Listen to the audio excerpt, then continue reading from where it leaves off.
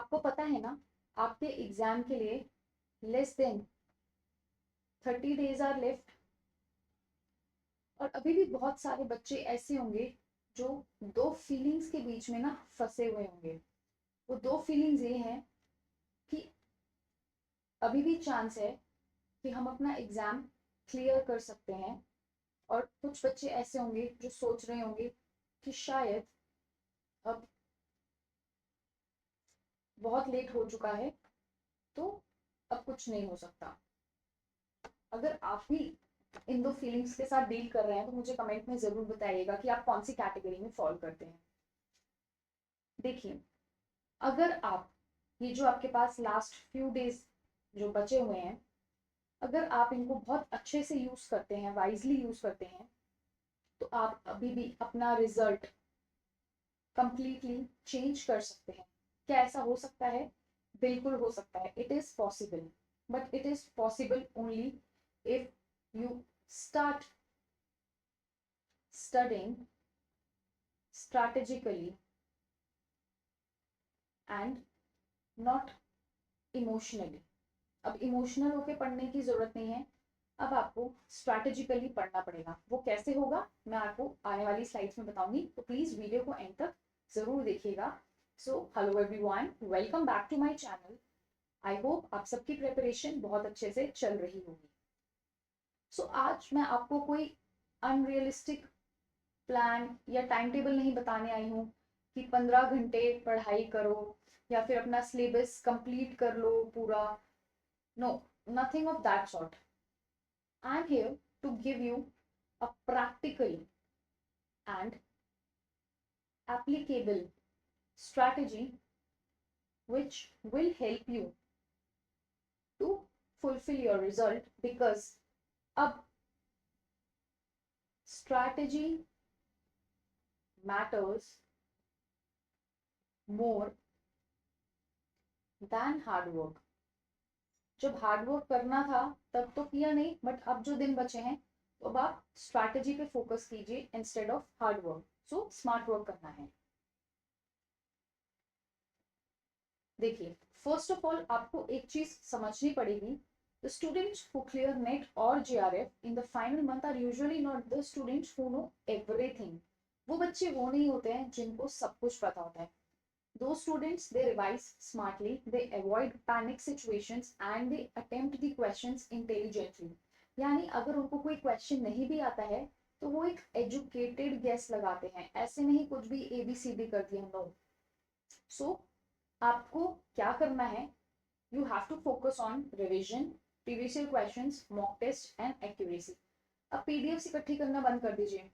बहुत सारे बच्चे, मैम पीडीएफ दे दो, पीडीएफ भेज दो। क्या करोगे इतने पीडीएफ लेके? जो है उसी में संतुष्ट रहें और उसी को अच्छे से रिवाइज करें। सो ये जो बच्चे रहते हैं ना, पीडीएफ इकट्ठी करते रहते हैं करते रहते हैं करते रहते हैं, this is the biggest mistake जो वो अपने प्रिपरेशन के दौरान करते हैं, क्योंकि जितना ज्यादा मटेरियल होगा ना आप उतना ज्यादा कंफ्यूज हो जाएंगे।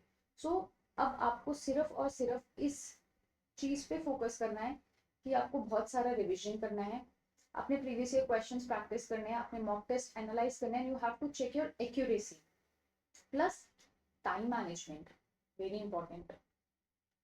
टाइम मैनेजमेंट के बिना कुछ भी पॉसिबल नहीं है। What you can do is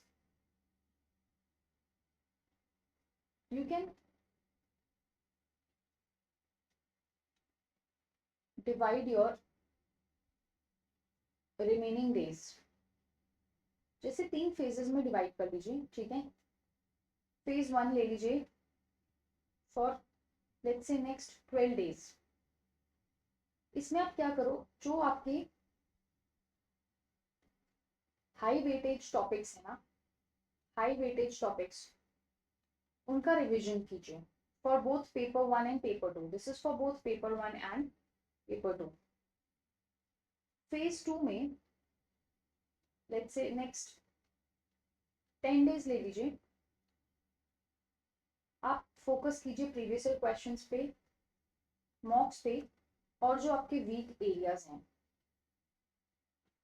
उन पे आपने अच्छे से फोकस करना है।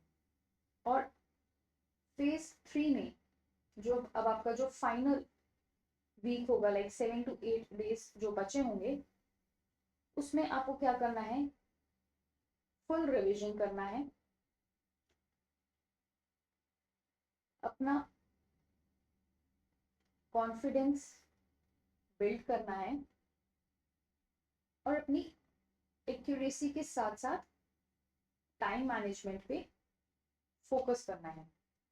तो जो भी आप अपना टाइम टेबल बनाएंगे ये लास्ट फ्यू डेज के लिए, so try to make it simple, don't make your time table complicated.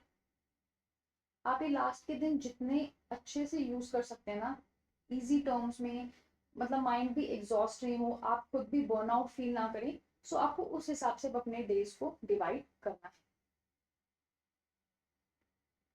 Stop trying to study everything. अब आपको ना हर चीज नहीं पढ़नी है।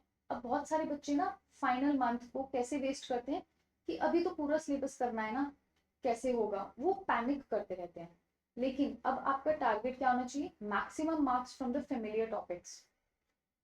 मैंने आपको पेपर 1 के रिपीटेड टॉपिक्स का वीडियो डाला है, जो टॉपिक्स आप बिल्कुल भी स्किप करके नहीं जाएंगे। अगर आप वो टॉपिक्स भी कर लेते हैं, you are good to go along with balancing your paper 2, जो भी आपका पेपर 2 है सब्जेक्ट स्पेसिफिक। सो टॉपर्स ऐसे प्रिपेयर करते हैं लास्ट मंथ में, क्योंकि वो ऑलरेडी जितना पढ़ना था वो पढ़ चुके हैं। अब फाइनल मंथ में आप कैसे अपना टाइम यूज कर रहे हैं, या उसको यूज कर रहे हैं या आप उसको वेस्ट कर रहे हैं, वो डिपेंड करता है स्टूडेंट टू स्टूडेंट पे।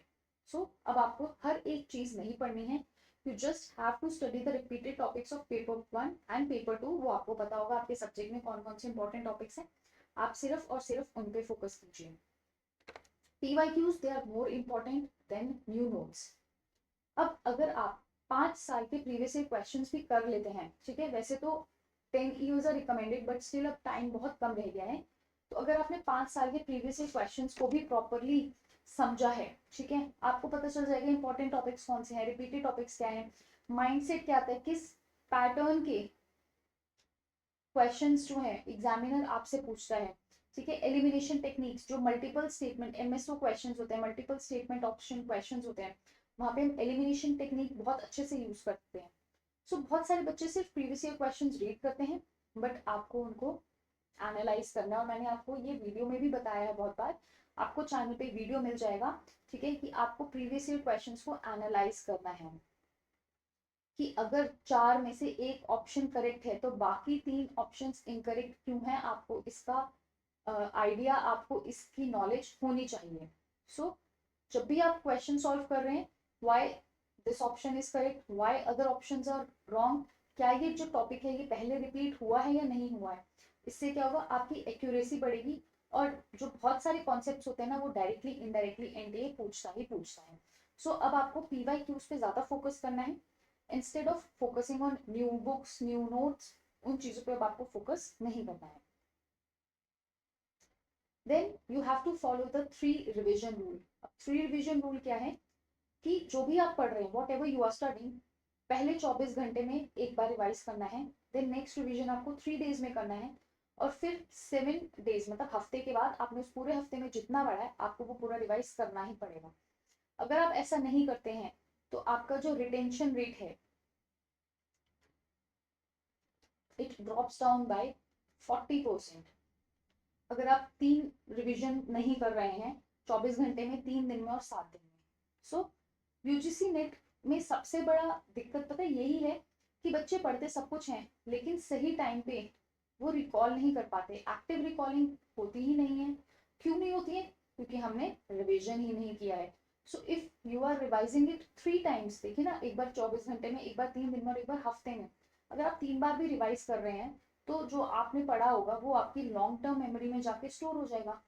और जब लॉन्ग टर्म मेमोरी में वो स्टोर हो जाएगा, तो जब आपके सामने वो क्वेश्चन आएगा तो आपको ज्यादा तकलीफ नहीं होगी उसको अपनी लॉन्ग टर्म मेमोरी से वापस रिकॉल करने में। अब आपको क्या करना है, देखिए, आपको पेपर 1 एंड पेपर 2 दोनों को बैलेंस करके चलना है। एंड प्लीज प्लीज प्लीज, एक ऐसे करके मैं एक वार्निंग साइन बना देती हूँ, ठीक है, डोंट इग्नोर पेपर 1, बच्चे क्या करते हैं कि पेपर 1 पढ़ के ही नहीं जाते हैं, वो बोलते हैं कि हम एग्जाम में देखेंगे। पेपर 2 जो होता है ना, आई नो आपने उसमें पीजी की हुई है, वो आपका बहुत स्ट्रांग है, लेकिन जो पेपर 1 है ना, it is a scoring unit, scoring paper है। अगर आप रिपीटेड टॉपिक्स भी करके जाएंगे, आपके बेसिक्स भी क्लियर हैं, सो आपके 40+ क्वेश्चंस कहीं नहीं जा रहे हैं। और अगर आपके इसमें 40+ ठीक हो गए, तो आप जेआरएफ के लिए बहुत आराम से क्वालिफाई हो सकते हैं। तो प्लीज पेपर 1 को बिल्कुल भी इग्नोर मत कीजिएगा। तो अब जैसे कि आपको पता है कि हमारे पास बहुत कम दिन रह गए हैं, only few days are left. Please guilty feel करके कि हमने ये नहीं किया, ऐसे नहीं किया, ये नहीं हो सकता, गिल्टी मत फील कीजिए, ठीक है। अब जो टाइम बचा है ना, उसको वाइजली यूज कीजिए, यूज इट वाइजली। आप फोकस कीजिए, आप क्या कर सकते हैं, focus on what you can actually do. क्योंकि अब जो टाइम निकल गया आप उसको वापस नहीं ला सकते, बट अब जो टाइम बचा है आप उसको कैसे बेस्ट यूटिलाइज कर सकते हैं, वो आपके हाथ में है। प्रॉपर रिविजन, पीवाईक्यू की प्रैक्टिस कंसिस्टेंसी के साथ, और मॉक टेस्ट का analysis. Now these are the only 3 things you have to focus on in your like last month, ठीक है। जो आपके लास्ट के डेज बचे हैं, तो जो आपका लास्ट मंथ बचा है, अब आपको सिर्फ और सिर्फ इस 3 चीजों पे ही फोकस रखना है कि आपको प्रॉपरली रिवाइज करना है, आपने प्रीवियस ईयर क्वेश्चंस को प्रैक्टिस करना है अच्छे से, और आपने मॉक टेस्ट को बहुत अच्छे से एनालाइज करना है। एक बात आप हमेशा याद रखिएगा कि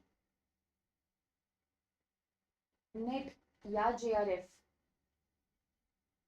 इंटेलिजेंस से नहीं निकलता है, ठीक है। वो निकलता है कंसिस्टेंसी से, वो निकलता है प्रैक्टिस से, और वो निकलता है स्मार्ट प्रिपरेशन से, along with lots and lots of patience। अगर आप में ये सब चीजें हैं, तो आप अपना एग्जाम बहुत अच्छे मार्क्स के साथ क्वालिफाई कर सकते हैं। So you still have time, please use it wisely, और प्लीज गिल्टी में मत रहिएगा कि अब ये नहीं किया, ऐसे नहीं, वैसे नहीं, जो हो गया सो हो गया। अब आने वाले दिन को प्लीज अच्छे से यूटिलाइज कीजिए, बेस्ट यूटिलाइज कीजिए। और आज की वीडियो के लिए बस इतना ही। Thank you so very much for watching. I hope आपको वीडियो पसंद आई होगी। आपको कोई भी डाउट है, प्लीज कमेंट करके मुझे जरूर पूछ सकते हैं। Thank you, bye bye and take care.